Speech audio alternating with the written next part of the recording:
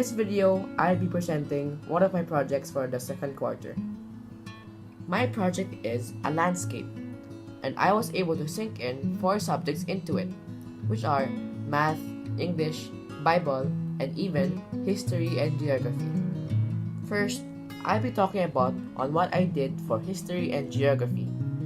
Basically, the whole project already stands out as a geography piece. And my landscape includes a mountain, a grassland, a river, and even a hill. I didn't put them there as I pleased though. I placed them in a certain position because of a cycle. This cycle starts when water from large bodies of water soon to evaporate and eventually precipitate, or so-called rain.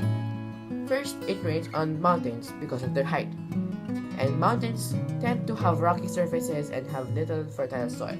So, the rainwater just travels down the mountains and eventually go down to the grasslands. And here, the rainwater is a huge benefit in this area because grasslands have lots of crops and plant life. And the cycle doesn't end there yet. The excess water not needed from the grasslands will be drained back into the river, and from the river will become a larger body of water. And that's the end of the cycle. And for the hills, it has the same principle as a mountain, but they tend to have more fertile soils than mountains. Now it's time for English. The lesson here is speaking expressively. So, as I'm speaking right now, it's already a part of the English subject. Of course, I still have to pause at commas and stop at periods. And I also have to emphasize some words to make them sound better. An example phrase is, "It was quiet and dark in the empty room." The words that needed to be emphasized the most were quiet and dark. I do this so the sentence would sound more interesting to the listener. Well, that's all what I did for English. Now it's time for math. Next is what I did for math.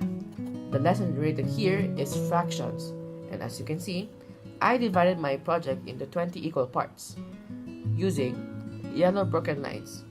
The purpose of this is to identify how much of a figure occupies space.